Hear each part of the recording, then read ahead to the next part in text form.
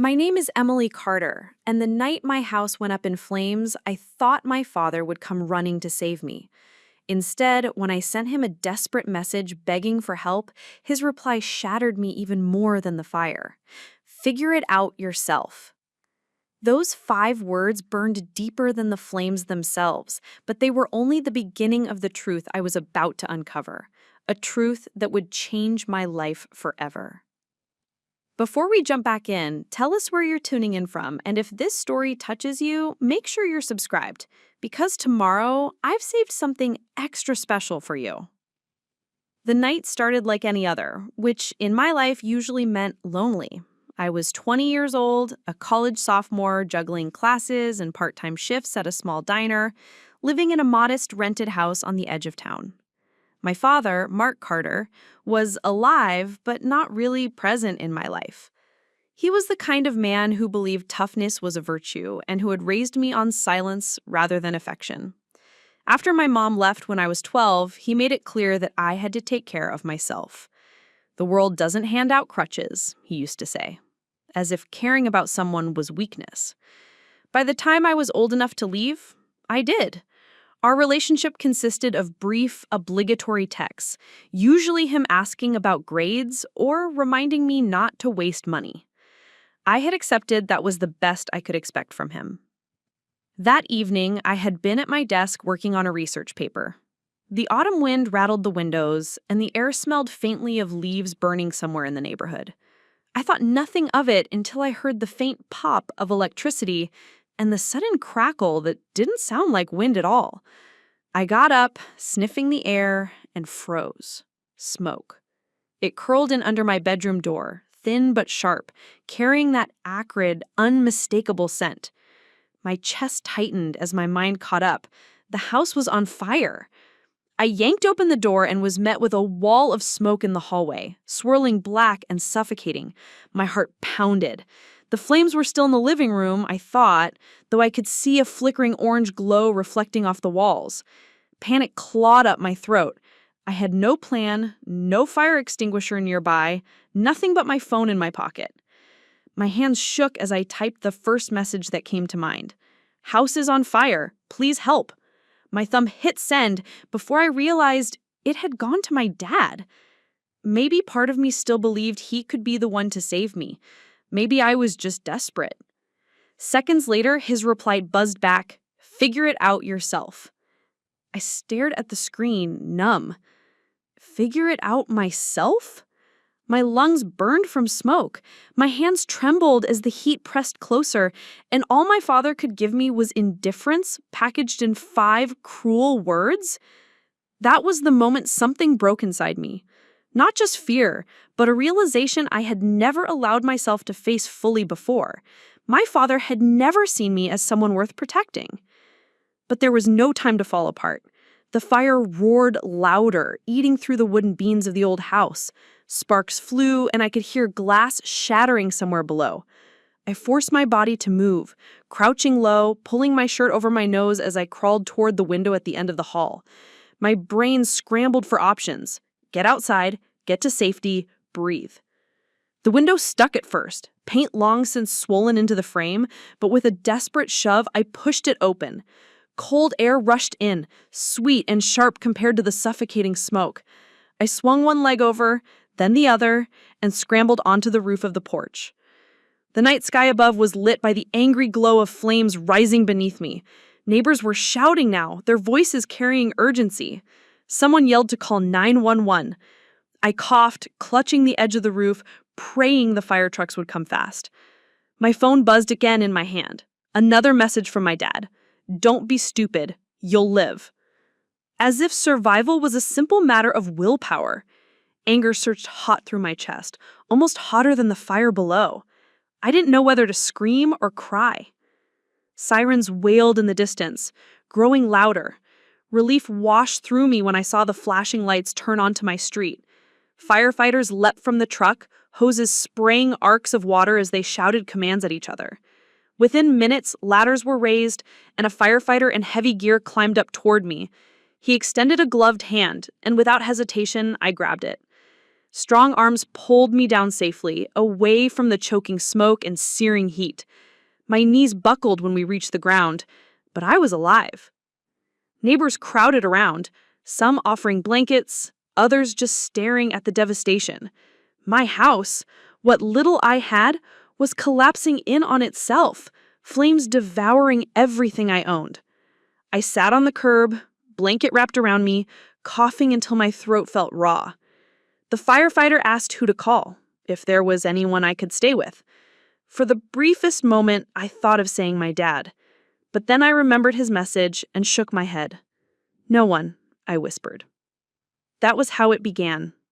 A fire that nearly killed me, and a father who made it clear I was on my own. I thought the worst part of the night was losing my home. I didn't know yet that the fire would only uncover deeper truths. Truths about my family, my father, and myself. Truths that would set me on a path I could never have imagined. In the days that followed the fire, I tried to hold myself together, but the cracks beneath the surface were widening faster than I could patch them. The house I had been renting was nothing more than a charred skeleton, condemned by the fire marshal within hours of the flames being put out. I stood outside as the firefighters packed up their hoses and equipment, staring at the blackened remains of what used to be my little sanctuary. My books, my clothes, the few framed photographs I had of my childhood, all of it had been reduced to ash. Insurance was complicated. My landlord had basic coverage, but none of it extended to my personal belongings. Everything I had worked for, everything I had managed to scrape together after years of scraping by, was gone. I thought losing my possessions was the hardest part, but it quickly became clear that the fire had only exposed the deeper issue I had been living with all along. I had no one to count on. At 20, most of my friends still lived at home, cocooned by family support, complaining about curfews or their parents nagging them about school. I envied those problems because mine cut deeper. My father's response to my desperate plea replayed in my head like a cruel echo. "Figure it out yourself." Every time I read those words again, I felt my chest tighten with a mix of rage and sorrow. It wasn't just that he didn't come to help me, it was that he didn't even try to pretend he cared. His indifference was confirmation of something I had tried to deny for years, that his love was conditional, if it existed at all. I moved into a temporary shelter arranged by the Red Cross. They were kind and efficient, giving me a cot, a few toiletries, and access to donated clothes. The other residents each carried their own tragedies, from lost jobs to broken families. I fit right in, though part of me still felt ashamed to be there. At night, I lay awake listening to the muffled sobs of strangers in nearby cots and the hum of the fluorescent lights overhead. The smell of smoke lingered in my hair and clothes no matter how many times I showered, as if the fire had marked me permanently.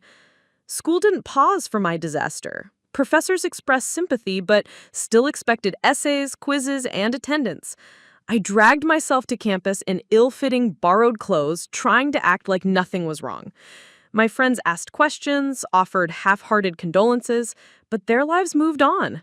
Mine was stuck in a purgatory of loss and uncertainty. Every time I thought about calling my dad, about demanding some explanation for his coldness, my pride stopped me. Why should I reach out when he had made it clear I was on my own? Yet the silence between us weighed heavy, like a stone lodged in my chest.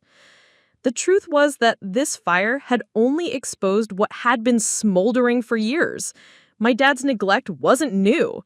Growing up, I had learned to fend for myself because there was no alternative.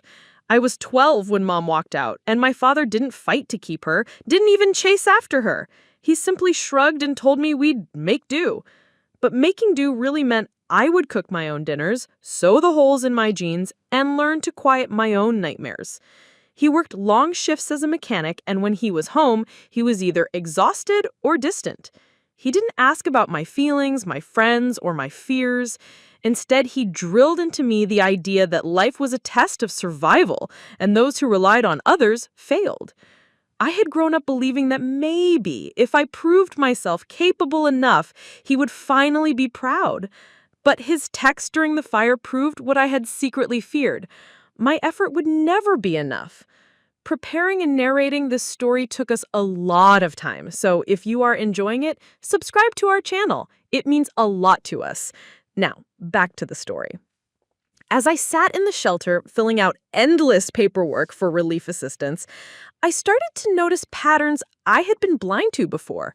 My father's philosophy of self-reliance wasn't just tough love, it was avoidance. He avoided responsibility, avoided connection, avoided vulnerability. His refusal to come when I begged for help wasn't just about the fire, it was the culmination of years of him choosing detachment over fatherhood. I had always blamed myself for the distance between us, but now I started to wonder if the problem was him all along. Still, a part of me wrestled with guilt. I tried to tell myself maybe he hadn't understood the gravity of the situation, maybe he thought I was exaggerating. But deep down, I knew better. He had seen enough of life to know what "house is on fire" meant. His choice was deliberate. The more I sat with that realization, the heavier it became, pressing down on me until I felt suffocated. One afternoon, a social worker visited the shelter to check in. She asked me about family contacts, anyone who could provide support. My answer was immediate: none. Saying that out loud stunned me. None. No one. That was the hidden truth I had been living with all along, buried under denial and wishful thinking.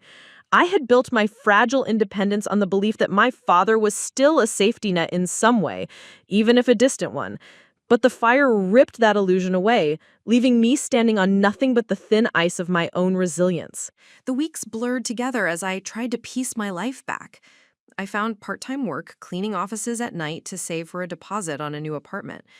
I scoured thrift stores for clothes that fit and replaced textbooks one by one. On the outside, I managed, just like my dad told me to. But inside, I carried a growing sense of betrayal. And beneath that betrayal was a dangerous question.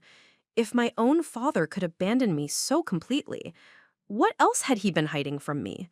What other truths about our family lay buried under the ashes? That question kept me awake more than the fire ever had. And though I didn't know it yet, the answer would be far darker than anything I could imagine. The weeks after the fire left me numb. But numbness has a way of cracking when pressure builds from every direction. I told myself I was holding it together, working long shifts, attending classes, scribbling down research papers by the light of the library's fluorescent bulbs. I told myself I was strong because I had survived the fire, because I was waking up each day and forcing myself through the motions. But deep down, I could feel the threads fraying.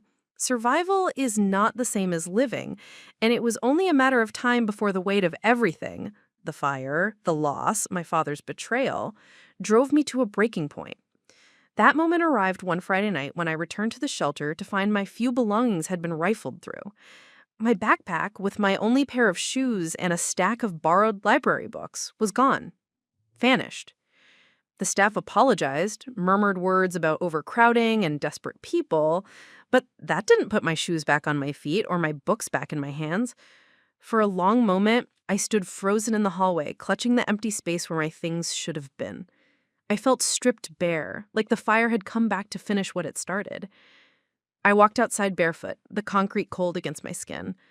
The night was quiet, except for the hum of traffic, and my hands shook as I pulled my phone from my pocket.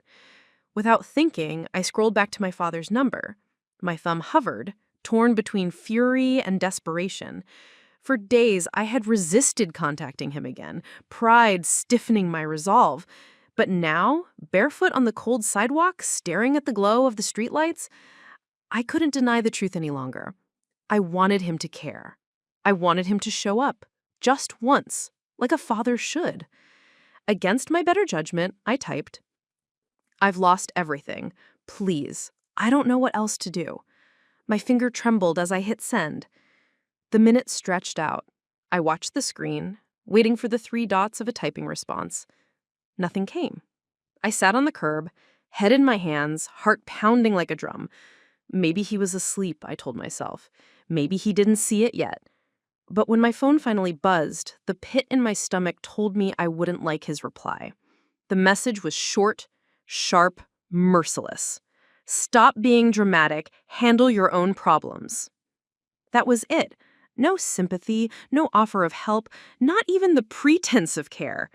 Just a dismissal, as if my suffering was an inconvenience to him. Something inside me snapped. For years, I had swallowed my pain, convinced myself that my father's coldness was discipline, that his distance was strength.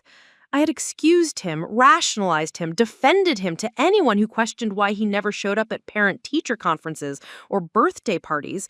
But now, with those words flashing on my screen, I couldn't protect the illusion anymore. It wasn't discipline, it wasn't strength. It was cruelty. Plain and simple.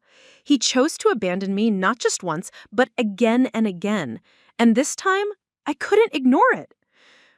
I walked back into the shelter, my body trembling not from the cold, but from a storm of rage and heartbreak. My throat ached as if I had swallowed glass, and tears blurred my vision. I collapsed onto the cot, clutching the blanket around me, replaying his words over and over until they seared themselves into my memory. Handle your own problems. It was the moment I realized that nothing I did would ever be enough to earn his love or respect. I could set myself on fire to keep him warm, and he would still walk away.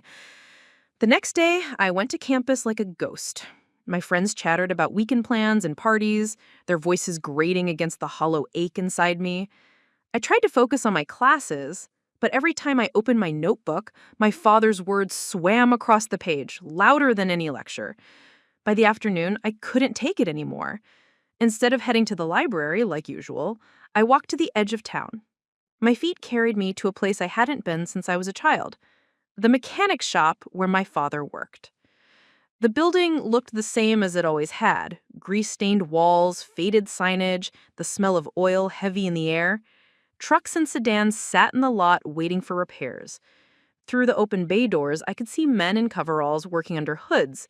Laughter and shouted instructions echoed in the garage. For a long moment, I stood frozen in the hallway, watching. My father was somewhere inside, I knew it. He was alive, moving through his world as if nothing had happened, while my world had burned to the ground. Something inside me hardened. If he wouldn't come to me, I would go to him. But I didn't step inside that day. My courage faltered, my throat closed, and I turned back toward campus before anyone could see me. Still, the thought gnawed at me. If my father could look me in the eye and still dismiss me, then I would finally know the truth. I couldn't live in limbo anymore, clinging to scraps of hope that he might change. That night, lying awake in the shelter, I made a decision. I was going to confront him directly. That decision marked a turning point. It wasn't just about needing his help anymore. It was about demanding to know why. Why he refused to care. Why he had left me to burn. Why he seemed determined to erase me from his life. I needed answers, even if the truth shattered me. Because the alternative, living with questions and false hope, was unbearable. I didn't realize it at the time, but that choice set everything in motion. It was the moment I crossed a line I couldn't uncross. Looking back, I see that the fire wasn't the real breaking point. It was his words, that final dismissal, that lit a different kind of fire in me. One that would push me to dig into the past, to uncover secrets I wasn't supposed to find. The flames that destroyed my house were nothing compared to the blaze of truth waiting for me. The morning I finally gathered the nerve to face my father, the sky was heavy with clouds, the kind that threatened rain but never quite released it. I left the shelter early, pulling on a pair of second-hand sneakers that didn't fit quite right, the soles worn thin but better than walking barefoot. My stomach churned the entire bus ride to the mechanic shop, the rattle of the old vehicle blending with the pounding in my chest. I told myself I was ready, that I would finally look him in the eye and demand answers.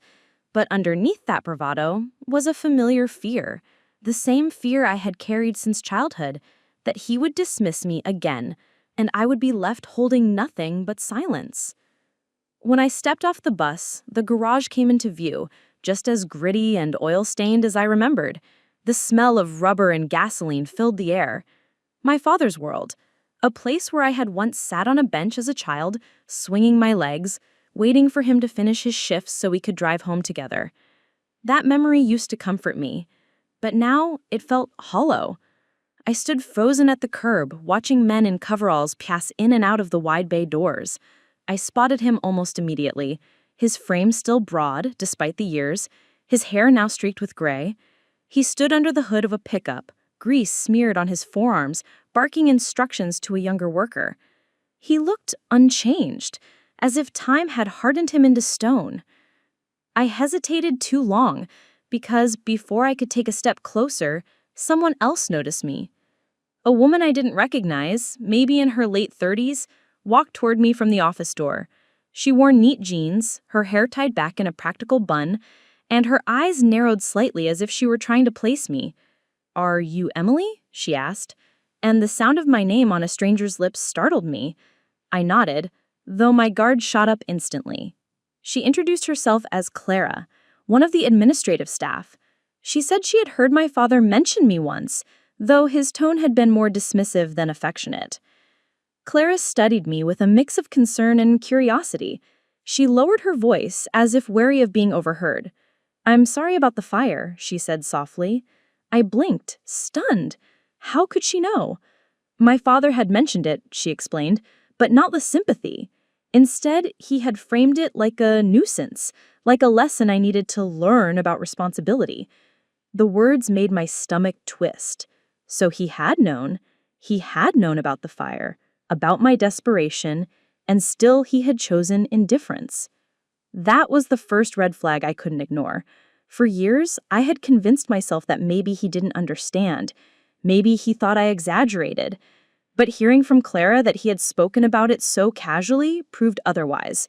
He hadn't misunderstood. He simply didn't care.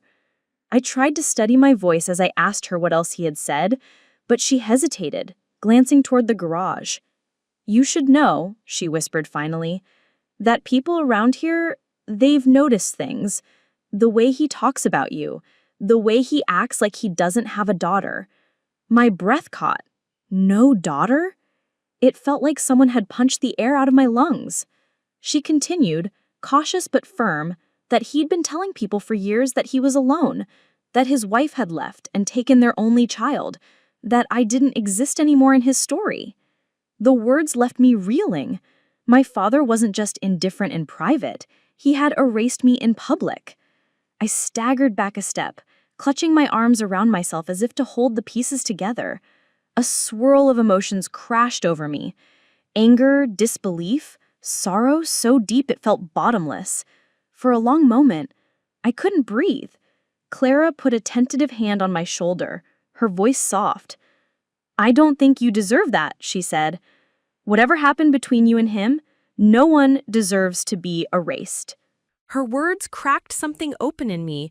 Until then, I had thought this was just between my father and me, a private wound no one else could see. But now, with Clara's revelations, it became undeniable. Others had seen it too. Others had noticed the way he pretended I didn't exist. The cover-up was unraveling, not because I forced it, but because truth has a way of surfacing in the eyes of others. I finally turned my gaze back toward the garage. My father hadn't noticed me yet. He was still barking instructions, still immersed in his world of tools and engines. I watched him through a haze of hurt, wondering how he could move through life so easily while I was left scrambling for scraps of identity.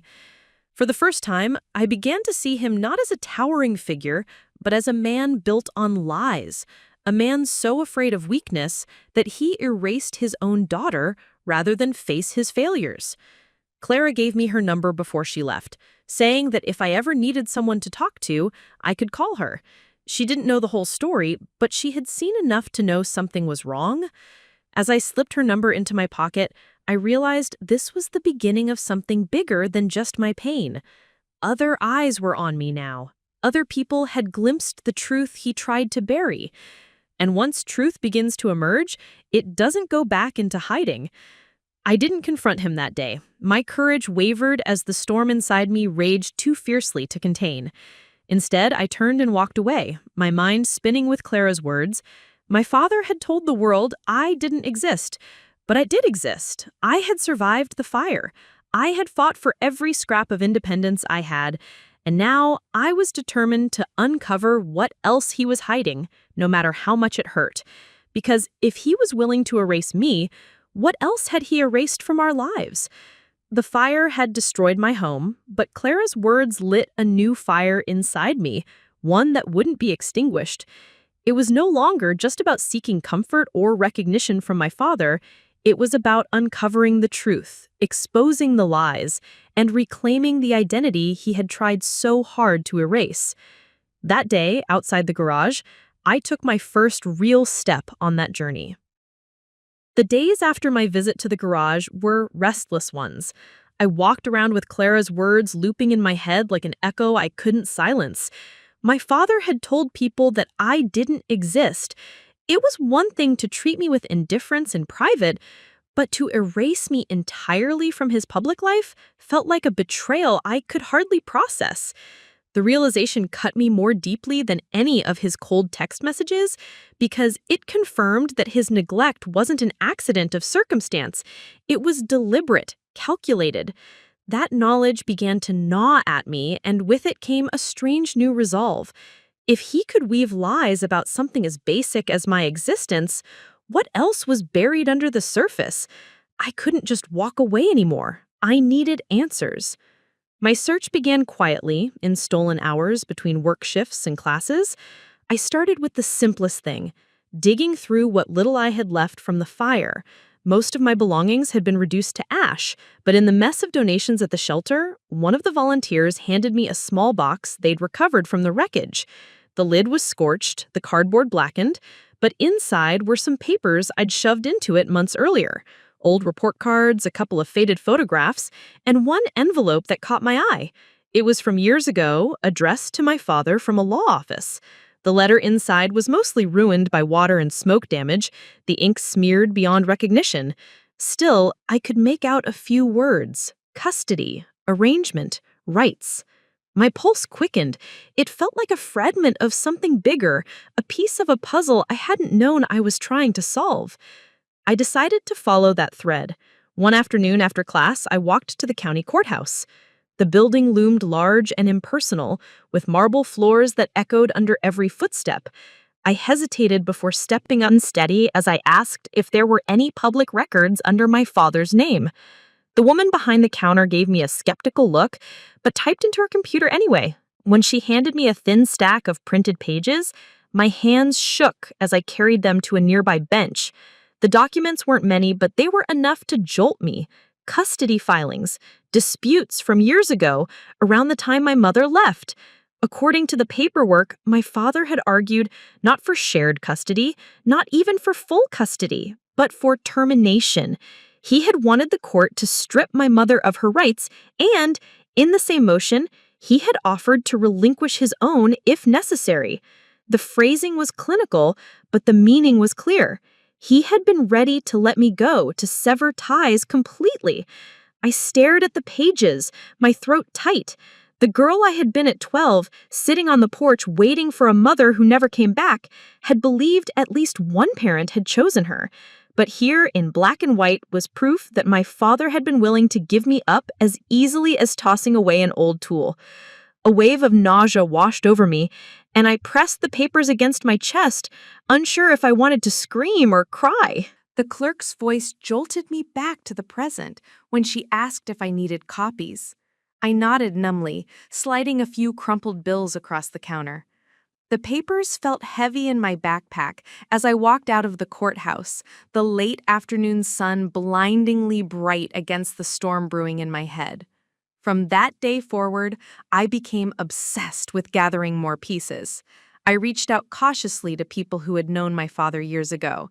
A neighbor from our old street told me that after my mom left, my father had stopped mentioning me entirely, as if pretending I had never been born. An old teacher remembered calling my father once about a missed assignment, only for him to brush it off, saying he had no time for that.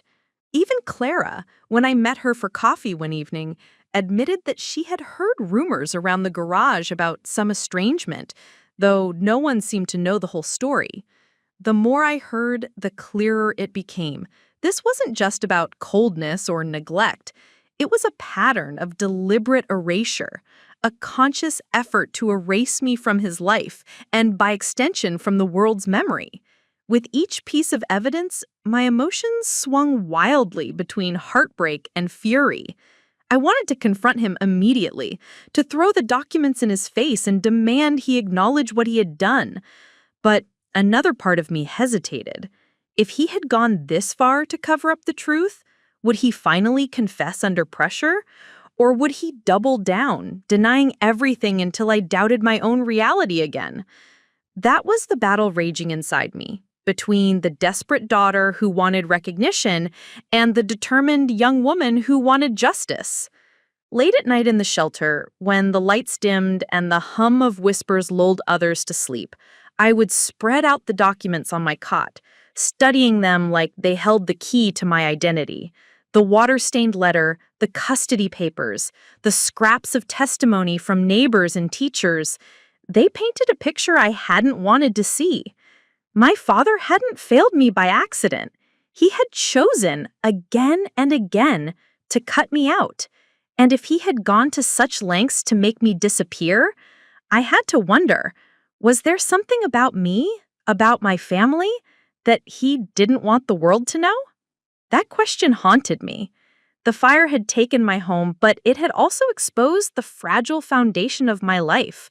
Everything I thought I knew about my father was unraveling, and the more evidence I gathered, the clearer it became that the truth was bigger than just indifference. It was a secret he had fought to bury. I could feel myself being pulled toward it, powerless to stop, because once you begin to gather evidence, you can't turn back. You either follow it to the end, or you spend the rest of your life wondering what you were too afraid to uncover. And I knew myself well enough to know I wouldn't stop. The night I found the undeniable proof was one I will never forget. The shelter had been unusually quiet, the kind of stillness that feels heavier than silence itself. Most of the residents were already asleep, their snores and murmurs blending into a background hum. I couldn't sleep. Not with the stack of papers and half-answers swirling around in my head like a storm.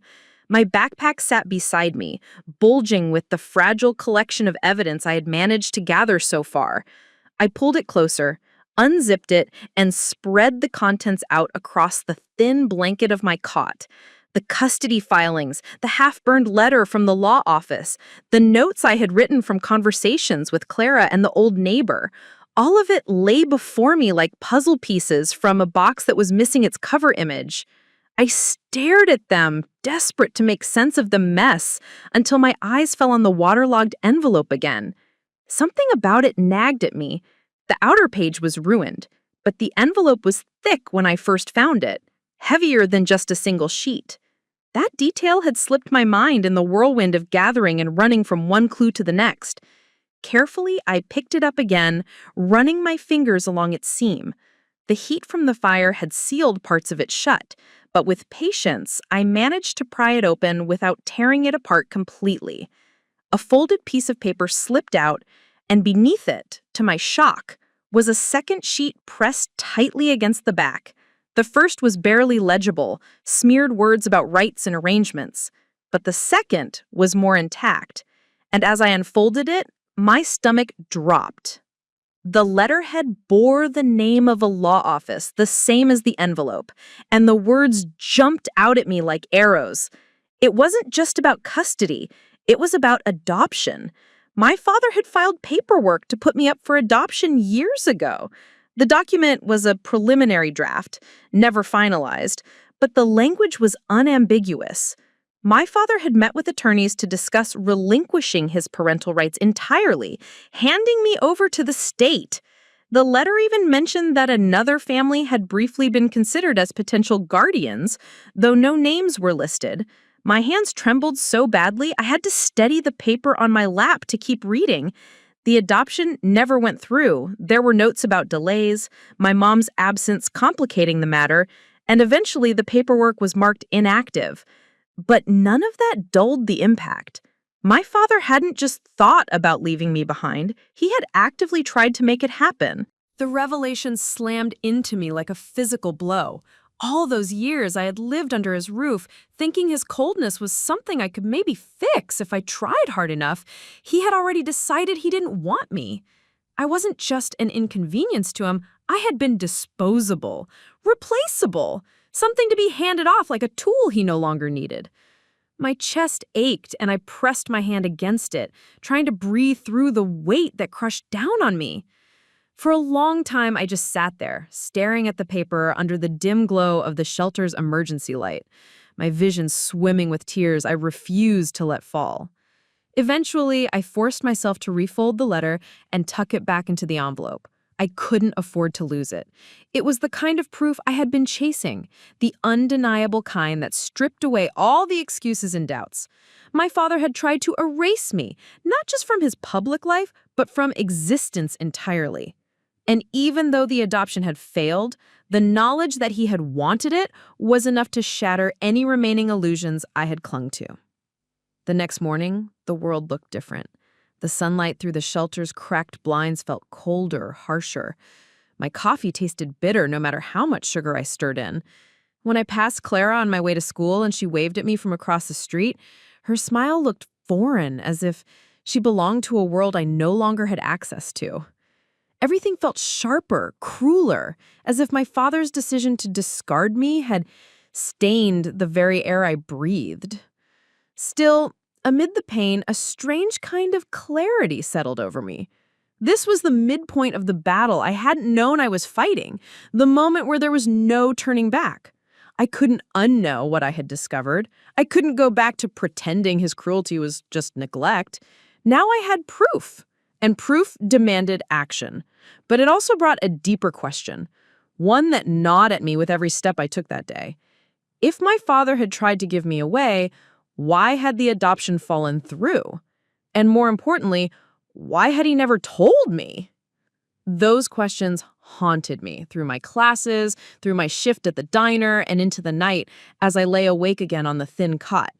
The adoption papers were like a key, but I didn't yet know what door they were meant to open. Something told me that the fire, my father's cold reply, and this hidden history were all threads of the same twisted web. The fire hadn't just taken my home, it had forced me to uncover a truth he had worked for years to keep hidden. As I drifted in and out of restless half-sleep, my mind spun with possibilities. Did my mother know about the adoption attempt? Was that why she had disappeared so suddenly, leaving me behind? And if another family had once been considered, who were they? And what had stopped them from taking me in? The more I thought about it, the more it seemed like my father's erasure of me wasn't just about indifference, but about concealing something deeper, something that had roots in my very identity. The undeniable proof had cracked the surface, but I could feel that beneath it lay an even greater revelation, one that might explain not just his rejection, but the fire itself. And now that I had stepped onto this path, there was no stopping until I found it. I spent the following days in a haze of sleepless nights and frantic research. The letter confirming my father's attempt to relinquish me for adoption burned in my mind, a symbol of everything I had been denying for years. I carried it everywhere, even to my part-time job at the cafe, tucking it beneath the register when no one was looking. Each time I glanced at it, a storm of emotions raged inside me. Anger, grief, betrayal, and yet a strange, simmering determination.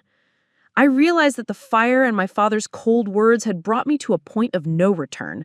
I could no longer stay silent, pretending that the past didn't matter or that his indifference could be excused. It was time to speak.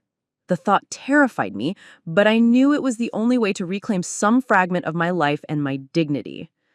The first step was deciding how to confront him. I couldn't just show up at the garage with the letter in my hand and demand answers. That would have been reckless and likely met with denial or ridicule. I needed a strategy, a way to ensure that the truth could not be hidden again. I began documenting everything I had discovered, organizing papers, emails, and witness accounts into neat folders. Notes from Clara, statements from neighbors, the ruined law office letter, and the custody filings. All of it had to be preserved. I photographed the documents with my phone, creating backups in case the originals were destroyed or disappeared. The process of assembling this evidence was both meticulous and painful. Every piece reminded me of a childhood filled with neglect, of years spent convincing myself that love could be demanded rather than freely given. By the end of that week, I had assembled a packet that was both a weapon and a shield. It was the culmination of my research, proof of my father's indifference, his deception, and his active attempts to erase me. But holding it in my hands, I realized that gathering evidence was only half the battle. The other half was confronting him, and that would require more courage than I had ever summoned in my life. Every scenario played through my mind. He would deny it, insult me, accuse me of overreacting. Maybe he would threaten me. Maybe he would refuse to speak altogether. My pulse raced at the thought, but there was no going back. I couldn't let fear keep me from uncovering the full truth and claiming my place in the story of my own life. On a rainy morning, I returned to the garage, my folder pressed tightly against my chest. The streets glistened with water, reflecting the dull gray sky, and the steady rhythm of raindrops against the pavement felt like a countdown to the confrontation I had long postponed. I had rehearsed what I would say over and over, practicing a calm, collected voice while suppressing the trembling I felt deep in my bones. I walked past the bay doors and into the lobby, where Clara greeted me with a mixture of surprise and concern. I showed her the documents, asking if she would stand with me as a witness. She agreed without hesitation, and the warmth of her quiet support strengthened the resolve I had cultivated over weeks of struggle. My father was working under the hood of a car when I approached. The smell of oil and wet concrete filled my nostrils, and the familiar clang of tools rang in my ears. But this time, it sounded foreign, alien even. I cleared my throat and, without preamble, placed the folder on the counter between us. He glanced at it, and for the first time in years, his expression faltered. I could see the flicker of recognition, the brief unmasking of the man who had hidden behind a facade of indifference for so long. My voice was steady, even as my heart pounded violently, when I told him I knew about the adoption attempt, about his repeated efforts to erase me from his life, and about the lies he had spun to others. The air between us grew thick, tense, electric with the weight of unspoken truths finally being named. His reaction was a mixture of shock and defensiveness. At first, he denied everything, as I had predicted. But as I began laying out the evidence piece by piece, the letter, the custody filings, the testimonies, the accounts from neighbors and colleagues, I saw the walls he had built around himself begin to crack. His eyes darted nervously, his voice wavering slightly as he tried to rationalize his past decisions. It was clear that even he couldn't fully reconcile the truth that I was presenting. For the first time, the carefully maintained image of control he projected to the world began to crumble. He realized, perhaps for the first time, that he could no longer hide behind his indifference or his pride. As I spoke, I felt a strange combination of liberation and exhaustion. Every word I uttered was both a confession and a declaration. I wasn't just speaking for myself, I was speaking for the child I had once been, the girl who had been abandoned, erased, and dismissed. And in the same moment, I realized that by confronting him publicly and presenting undeniable proof, I had shifted the power dynamic. The story he had tried to control was no longer his to dictate. It was mine. By the time I finished, he was silent. The folder sat between us like a monument to the truth he had tried to bury. I didn't need him to apologize yet, didn't need him to admit guilt outright. The confrontation itself had shifted something fundamental. The secret he had guarded so fiercely had been exposed, and there was no turning back. In that moment, I understood that the choice to speak, the decision to face him with evidence, with clarity and with courage, was the pivotal act that would define the next phase of this journey. I had crossed the threshold, leaving behind the fear and doubt that had haunted me for years. The The confrontation didn't end with reconciliation, but it set in motion a chain of events I could not have predicted.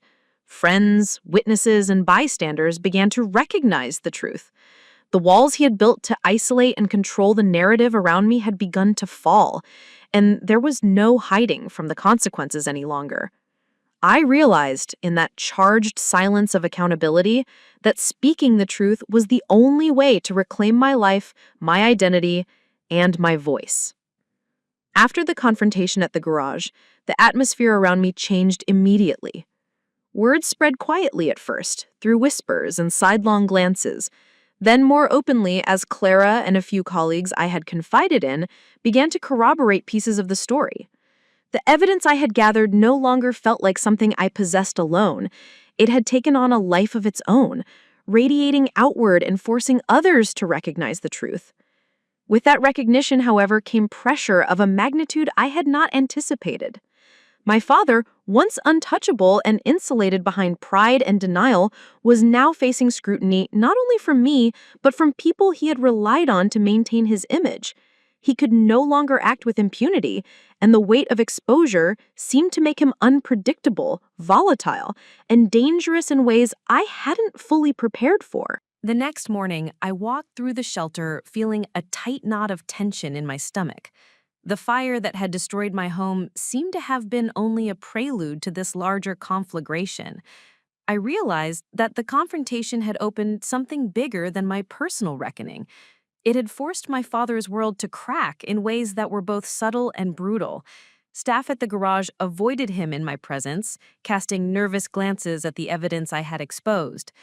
They whispered to each other about what they knew, about how long he had hidden the truth, and I could feel the energy shift in the air whenever I walked by. It was strange to realize that the truth could be both a shield and a weapon, protecting me even as it threatened to engulf everything around him.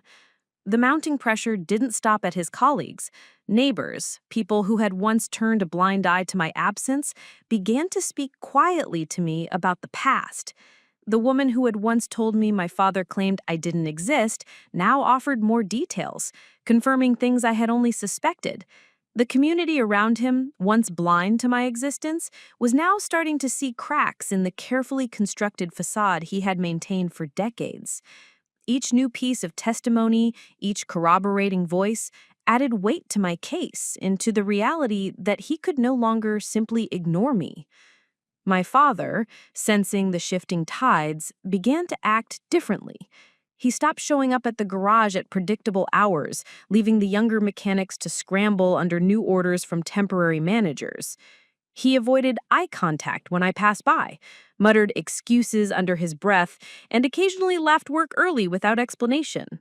It was a man unraveling, and the tension radiated through the entire workplace. Every day felt like walking on a tightrope, uncertain of when his next move would appear, uncertain of what he might do when confronted again. My own fear began to spike in unexpected ways. I realized that exposing the truth, while necessary, had also placed me squarely in the path of his anger and desperation. Even my friends at the shelter noticed a change in me. I became more guarded, less willing to share details about my progress because I knew the stakes had risen. The fire had been a singular event, devastating in its immediacy but limited in scope. This pressure was ongoing, multidimensional, and relentless. I was no longer just seeking understanding from my father. I was contending with the ramifications of making him accountable to others, including the community that had long enabled his detachment. My nights became restless, sleep fractured by recurring images of him in the garage, the folder of evidence still vivid in my mind, and the knowledge that any confrontation could escalate beyond my control. Clara became my anchor during this period. She listened as I recounted new developments, as I cataloged the mounting pressure and the ways in which my father was trying to manipulate the narrative in subtle ways. She offered guidance, helping me think through my actions, providing a calm presence when the stress became nearly unbearable. It was through her support that I realized the confrontation I had initiated was only the beginning. To ensure the truth held its ground, I needed more than evidence. I needed allies, witnesses, and an unshakable resolve. And yet, even with her support, there were moments when the fear of retaliation, of isolation, or of further betrayal pressed down on me so heavily that I questioned whether I could continue. In the midst of all this, I began to notice other patterns emerging. Small inconsistencies in my father's story, subtle evasions, and the carefully constructed silences of those around him all began to form a picture of someone who had long relied on intimidation and secrecy to maintain control. Each new detail I uncovered added layers of complexity to the situation, making it both more urgent and more dangerous. I felt the full weight of what it meant to pursue justice against someone who had spent years constructing a narrative to erase me. By the end of that week, the pressure was palpable. I could sense that the walls my father had built around himself were crumbling, but I also knew he would fight to maintain them. The confrontation had moved the story into a new phase, one where the stakes were no longer just personal, but communal. Others had begun to see the truth, and he was no longer capable of ignoring it. The tension, the scrutiny, and the mounting evidence created an atmosphere in which every action, every word, and every decision carried immense weight. In that moment, I realized the fight was far from over. The fire, the adoption attempt, the letters, the courthouse filings, all of it had led to this point. I had crossed the threshold into a confrontation that was bigger than me, bigger than my father, and bigger than the shelter that had temporarily housed me. The pressure was no longer external. It had become internal, a constant companion that reminded me of the stakes and the urgency. I understood then that the truth had power, but power always came with consequences, and I was now fully prepared to face them. The aftermath of confronting my father, combined with the mounting scrutiny from others, hit me like a wave I hadn't anticipated. The fire, once a physical calamity I had survived, now felt like a symbol of my inner turmoil, and the evidence I had gathered became both my shield and my burden. I could feel the consequences of speaking the truth pressing down on me, relentless and unforgiving. Friends at the shelter noticed my growing withdrawal, my tense posture, and the way I avoided certain conversations. Even Clara, who had been my steady anchor, seemed to tread lightly around me, as though aware of the fragility of my mental state. I began to feel isolated, trapped between the necessity of revealing the truth and the escalating backlash it had triggered. The first signs of retaliation came subtly. A coworker from the diner, someone I had once considered friendly, made a pointed comment about my family issues in front of other patrons. My father, aware that his secrets were beginning to surface, had clearly begun using his influence to sow doubt and discomfort around me. Rumors spread quickly. Whispers of lies that painted me as unstable or exaggerating my experiences. Each time I overheard someone repeating a version of the story twisted by his manipulation, a part of me wanted to retreat, to return to silence and pretend none of this had ever happened. The protective shield of evidence I had worked so hard to assemble suddenly felt heavy, like chains I couldn't remove. Even at the courthouse, where I had first uncovered fragments of the truth, I faced resistance. Clerks who had once been helpful now hesitated when I requested additional public records, giving excuses about missing files or confidential information. The realization struck me hard. Exposing the truth was not a linear path, and each step forward could be met with obstruction. The very system I had believed would provide clarity and validation now seemed to mirror my father's indifference itself to the suffering and injustice I had endured. It was a stark reminder that truth alone, without allies or public acknowledgement, could leave one exposed, vulnerable, and exhausted. At home, in the shelter, I found no reprieve. Sleep became a fractured luxury, interrupted by recurring nightmares that blended images of the fire with memories of my father's dismissive eyes. I would wake drenched in sweat, heart pounding, reliving the night the flames engulfed our home, hearing the echo of his cold words as though they were flames themselves licking at my skin. My own emotions had become combustible, swinging violently between grief and anger, despair and determination. There were moments when I felt utterly unmoored, as though the weight of my father's betrayal, the fire, and the public scrutiny would crush me completely. Financial pressures compounded the emotional strain. The fire had destroyed nearly everything I owned, and I had been surviving on the minimal support of the shelter and part-time work. But even small financial demands began to feel overwhelming, particularly when combined with the relentless mental and emotional effort of confronting my father and defending my claim to truth. I became painfully aware that speaking out, while morally and emotionally necessary, came with tangible costs that no one had warned me about. Every trip to gather additional evidence, every conversation with a witness, every confrontation drained resources I barely had. The struggle to maintain momentum while facing exhaustion and scarcity was nearly unbearable. Social isolation deepened. Friends who had once seemed reliable began distancing themselves, unsure of how to navigate the intensity of my crusade for the truth. The shelter, though a place of temporary refuge, sometimes felt claustrophobic, filled with people who sympathized but couldn't intervene in the tangled web of family betrayal, legal complications, and personal trauma. I started spending long hours alone, wandering the streets at night, feeling the weight of my father's actions pressing down like an invisible storm. It was during these solitary walks that the enormity of the task ahead fully settled in. Exposing the truth would require more than courage. It would demand endurance, resilience, and an unyielding willingness to face backlash from every corner of my life. Even Clara, my steadfast ally, could not shield me from the emotional toll. She provided counsel, helped me organize evidence, and offered moral support, but she could not absorb my grief or the relentless pressure of living with the knowledge that my father had tried to erase me from existence. I began questioning whether I had the strength to continue, whether the personal cost of exposing him was worth the potential resolution. Doubt gnawed at me from every angle, leaving me sleepless, irritable, and vulnerable to despair. And yet, amid the darkness, there was a stubborn ember that refused to die. Every tear shed, every sleepless night, every instance of intimidation or isolation only reinforced the importance of what I was doing. I realized that the fire, the adoption papers, the erased memories, and the confrontation with my father had all led me to this crucible.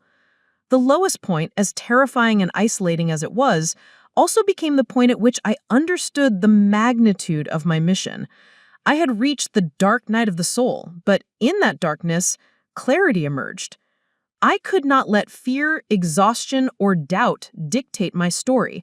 If I faltered now, all that I had uncovered, all the fragments of my erased past, would remain hidden forever. And so I pressed forward, fragile, weary, and uncertain, but determined. The fire that had destroyed my home and the betrayal that had threatened to destroy my spirit became fuel for the final push. I understood now that the truth had a price, and it was a price I was willing to pay, even if it meant standing alone against the storm that awaited me. The crucible had tested me, pushed me to my lowest point, and left me raw, but it had also forged the resolve I would need for the confrontation that lay ahead, the moment when all the evidence, all the courage, and all the pain would culminate in the final trial of truth. The day of the final confrontation arrived like a storm I had been anticipating for months. The folder of evidence I had meticulously assembled felt heavier than ever as I carried it toward the community center where my father's colleagues, neighbors, and a few representatives from the courthouse had gathered. The air was thick with tension, charged with the anticipation of reckoning. I could feel my pulse pounding in my ears as I entered the room, the murmur of conversations cutting off abruptly as eyes turned toward me. Clara was beside me, her presence a quiet reassurance, a reminder that I was no longer entirely alone in this battle. The folder, once a private collection of truths, had become the instrument through which the lies would finally be dismantled. Each paper within it represented months of labor, nights of insomnia, and the painful accumulation of evidence that could no longer be ignored. I began with the adoption papers, placing them carefully on the table in front of me and spreading them out so that everyone could see. The room was silent. The only sound the low hum of the air conditioning and the subtle shifting of feet on the floor. I spoke slowly, recounting the timeline of events, the fire, the letters, the courthouse filings, and the interviews I had conducted with neighbors, teachers, and friends. I presented each piece of evidence with precision, aware that any hesitation could be interpreted as uncertainty or weakness. I could see the surprise, disbelief, and eventually recognition cross the faces of those gathered. For some, it was the first time they had been confronted with the reality of my father's actions. For others, it confirmed suspicions they had long whispered but had been too intimidated to speak aloud. The weight of exposure pressed down on my father, visibly. His posture stiffened, his jaw clenched, and his eyes darted nervously as he tried to maintain control of a situation that had clearly slipped from his grasp. As I continued, I introduced witness statements and photographs that corroborated the chronology of events. Each addition chipped away at the carefully constructed narrative he had relied on to avoid accountability. Neighbors recounted the periods of neglect they had observed. Colleagues described his avoidance and manipulation, and Clara shared her observations of the growing pattern of deceit in the garage where he had wielded authority. The pieces fit together like a puzzle that had finally come into focus, leaving no room for denial. The room felt smaller, heavier, as if the accumulated truth pressed down on everyone present. I could feel the collective energy of acknowledgement and disbelief converging, solidifying the impact of what I was revealing. When I reached the final piece of evidence, the partially burned letter from the law office detailing his initial attempt to relinquish his parental rights, the room seemed to hold its breath. The document was fragile, charred at the edges, but the writing was legible enough to leave an indelible mark. I carefully read the relevant sections aloud, ensuring that each phrase, each damning admission was heard and understood. The reaction was instantaneous. Gasps echoed, murmurs of shock spread through the crowd, and eyes that had once been indifferent now fixed firmly on my father. I could see the tension radiating off him, the internal struggle between denial and the inevitable acknowledgement of truth. For the first time, he was truly confronted with the consequences of his actions in a public, undeniable way.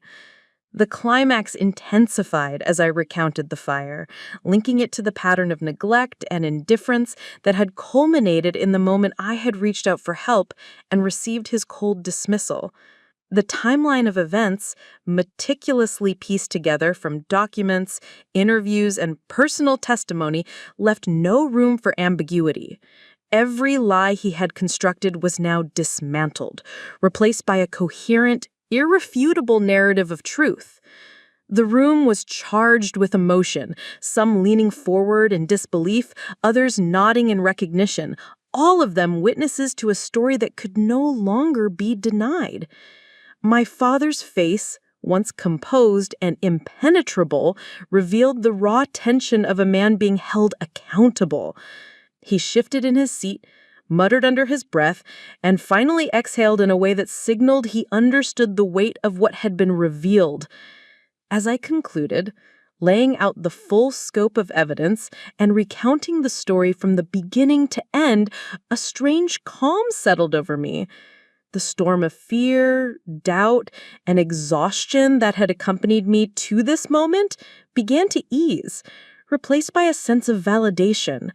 The truth had been presented to authority figures, to witnesses, and to the broader community. The narrative that sought to erase me, diminish my experiences, and isolate me was now shattered, exposed in its entirety. I could see the impact reverberating across the room, in the faces of those who had once ignored the signs, in the shift of energy that acknowledged the courage it had taken to speak. In the hours that followed, questions came from the crowd, clarifications were requested, and the story continued to unfold in layers of acknowledgement and accountability. Each interaction reinforced the power of truth, the importance of evidence, and the necessity of courage in confronting deception. I realized that the folder in front of me was not just a collection of papers. It was a testament to resilience, a monument to perseverance, and a beacon for anyone who had ever felt invisible or dismissed. The room, once tense and uncertain, now pulsed with the acknowledgement that the story I had lived and fought to reveal could no longer be silenced. By the end of the day, the trial of truth had been conducted. My father, stripped of the comfort of denial, faced the consequences of his actions, not only in my presence, but before the public, witnesses, and colleagues whose perception of him had been reshaped. I felt a profound exhaustion, but it was tempered by the clarity that justice, in its form as acknowledgement and accountability, had been achieved. The fire had ignited more than destruction. It had ignited a reckoning, one that ensured that the truth, once buried, could no longer be ignored. The days following the confrontation were a mixture of relief, reflection, and gradual transformation. The immediate tension in the community center lingered in the air for a while, but slowly acknowledgement and understanding began to replace disbelief and whispers. My father, now aware that his actions could no longer be hidden, had become quiet and withdrawn, avoiding not only me, but anyone who might witness his behavior. The evidence I had presented and the public reckoning it had forced were undeniable, and the shift in perception among those around him was palpable. Colleagues and neighbors alike treated him differently, their deference replaced with cautious distance. I noticed it in subtle ways: hesitant greetings, quiet conversations that fell silent when he entered the room, and the absence of the former undercurrent of unquestioned authority he had wielded for so long.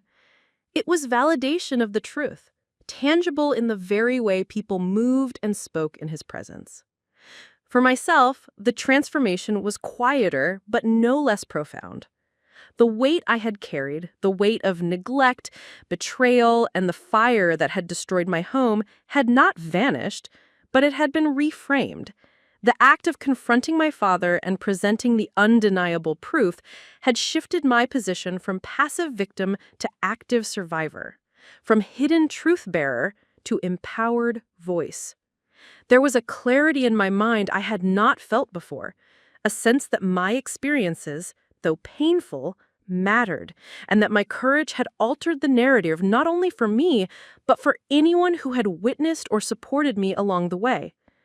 The folder of evidence that had been my burden during the confrontation now felt like a shield I could rest behind, a symbol of the justice I had forced into existence through persistence, resilience, and unwavering commitment to the truth. Community reactions were revealing. Several of my father's former friends and acquaintances began reaching out privately, apologizing for not recognizing the signs earlier or for their complicity in silence. It was not universal. Some continued to support him quietly, unwilling or unable to confront the reality of his actions. Yet even in the partial acknowledgement, I found solace. The truth had been presented, witnesses had heard it, and the foundation for accountability had been firmly established. No one could claim ignorance, and the narrative he had worked for decades to control had been irrevocably disrupted. Legal and administrative consequences followed. While the adoption attempt itself had long since lapsed, the corroborated evidence of neglect and intentional disregard for my safety brought scrutiny from local child services and community oversight committees. Policies regarding emergency response, guardianship responsibility, and reporting neglect were reviewed, and my case became an example of how attention and accountability could prevent repeated harm. I realized that the fire and my father's dismissiveness had catalyzed systemic reflection, and in that realization, I felt a measure of satisfaction beyond personal vindication. The truth had consequences, and those consequences extended beyond my own circumstances. On a personal level, the resolution brought unexpected emotional shifts. I no longer carried the same fear that my father's approval or lack thereof defined my worth. Each day became an opportunity to reclaim small pieces of life that had been denied or overshadowed by neglect, reconnecting with friends, pursuing work that brought genuine satisfaction, and slowly rebuilding a sense of home and security. The shelter that had been a temporary refuge became a stepping stone towards independence, a place where I could regroup, plan, and envision a life that was guided by my own decisions rather than the indifference of another. Clara remained a steadfast ally, helping me navigate the nuanced emotional terrain of vindication without resentment, and offering practical support as I sought to stabilize my daily life. Community's acknowledgement of the truth also had tangible effects. People began speaking more openly about the importance of vigilance, support networks, and advocacy for those who might remain unseen or unheard. I found that my story, once private and burdened with shame, became a source of empowerment for others. Sharing my experience in measured ways, whether through informal conversations or structured advocacy, allowed me to transform past trauma into a resource for others facing similar challenges. The fire, my father's cruelty, and the months of evidence gathering now served not only as markers of survival, but also as beacons for those seeking to navigate oppressive circumstances. Emotionally, the journey left me tempered, aware of the fragility of human relationships, yet fortified by the realization that courage and truth could withstand formidable resistance. I understood now that vindication was not about vengeance, but about establishing reality, protecting oneself, and reclaiming agency. The confrontation had been difficult, the backlash harsh, and the path exhausting, yet the result, justice acknowledged and truth validated, was a form of resolution that resonated deeply. My father could no longer dictate my story, manipulate perceptions, or erase my existence. The community, witnesses, and I had ensured the permanence of that truth. The equilibrium I reached was not a return to what had been, but a new state of being, a life anchored in clarity and self-determination. I moved forward carrying both scars and lessons, acutely aware of the pain endured, but confident in the strength gained. Relationships, both personal and communal, were now guided by honesty and transparency rather than fear, coercion, or denial. The justice I had secured, though not absolute in punishment, validated my experiences and ensured that the narrative of neglect and concealment could not persist unchecked. In this new reality, I discovered not only personal vindication, but also the ability to act as a catalyst for change.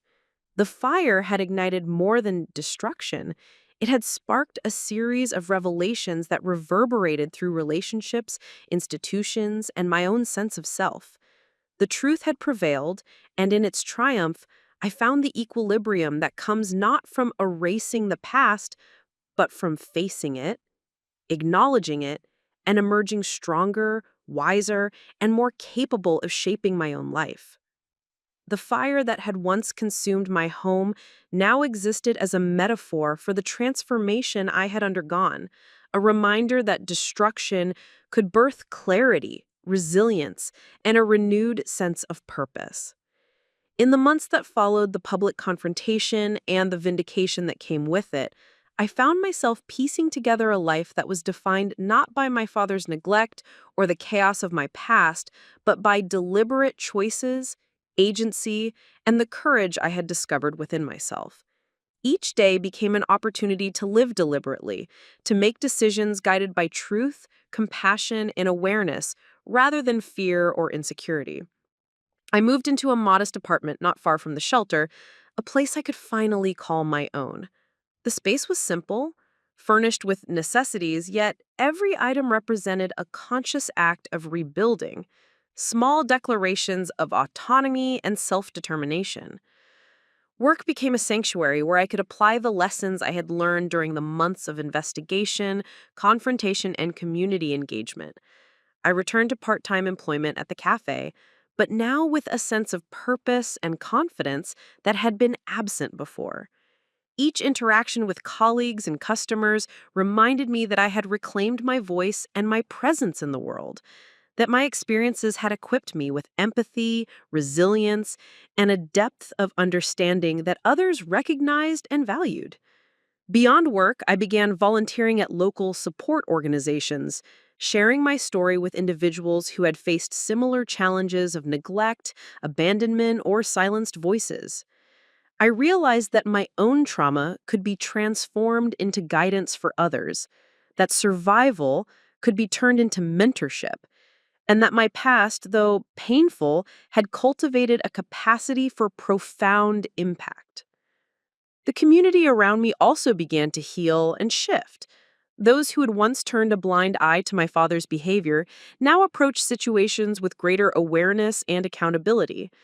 I participated in discussions about child safety, emergency response, and community vigilance, providing insights that stemmed from firsthand experience.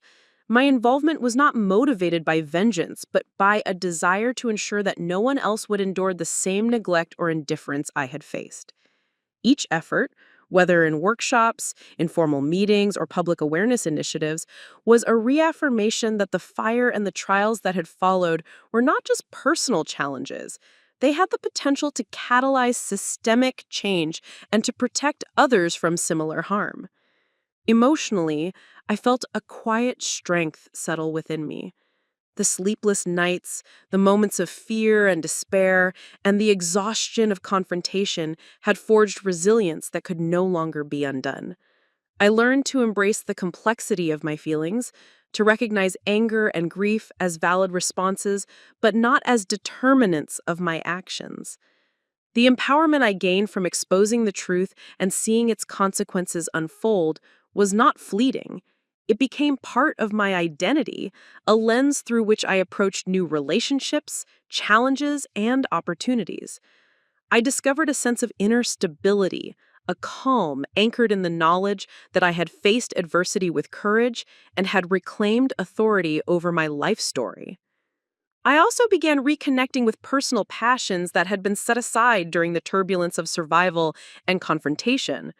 Writing, which had once been an outlet for private reflection, became a tool for advocacy, storytelling, and connection. I chronicled my journey, not for notoriety, but as a means of illuminating the realities of neglect, the importance of vigilance, and the transformative power of speaking truth. My words became a bridge to others, a way to channel experience into purpose, and to offer hope to those navigating similarly challenging circumstances. Each essay, each story shared in community forums or online platforms reinforced that the life I was building was guided by intention, compassion, and authenticity. The relationship with my father remained complicated, yet it existed within the framework of accountability I had helped establish. He could no longer deny, manipulate, or erase my experiences. While reconciliation was neither immediate nor absolute, the dynamic had shifted fundamentally. I had confronted the past, exposed the truth, and redefined the boundaries of interaction. In this new arrangement, I was neither victim nor bystander. I was an empowered individual who had reclaimed agency and established limits that protected my well-being. The tension of previous years had transformed into clarity, understanding, and a cautious but necessary sense of closure.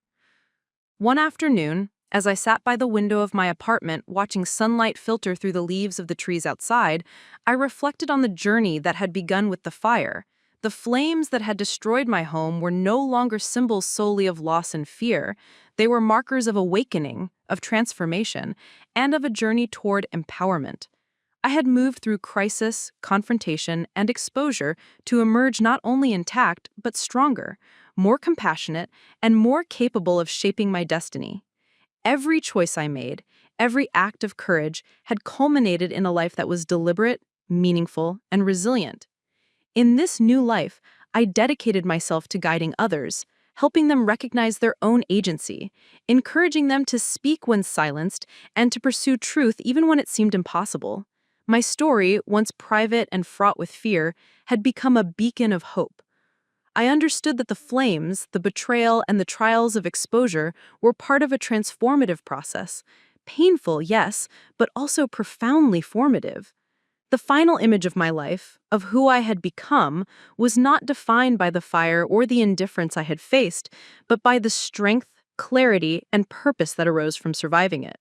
I had turned devastation into empowerment, invisibility into voice, and loss into the foundation of a meaningful, resilient, and purposeful existence. Up next, you've got two more standout stories right on your screen. If this one hit the mark, you won't want to pass these up. Just click and check them out. And don't forget to subscribe and turn on the notification bell so you don't miss any upload from us.